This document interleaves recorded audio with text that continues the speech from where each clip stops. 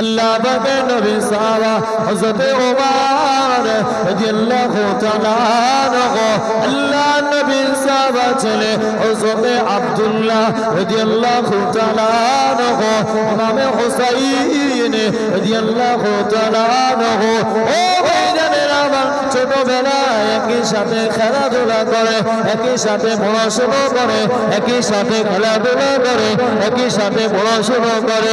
এমন একটা সময় দুইজনা মিলে ঝামেলার মধ্যে শুরু হয়ে গেল, বাচ্চাদের ভিতরে অশান্তি শুরু হয়ে গেল। ও ও আমার দাদা পীরে বাগারে মুড়ি মুদান তৈরি করে না, দুইজনা মিলে এতটা ঝামেলা করে, এতটা ঝামেলা করে। ইমামে হুসাইন জোরে জোরে বলে আব্দুল্লাহ হুজুরকে দেখে দেখে বলে, আব্দুল্লাহ হুজুরকে দেখে দেখে বলে, আঙুলটা ইশারা করে করে বলে, এ গোলামের বাচ্চা গোলাম, তুমি তো গোলামের বাচ্চা গোলাম, তুমি গোলামের বাচ্চা গোলাম।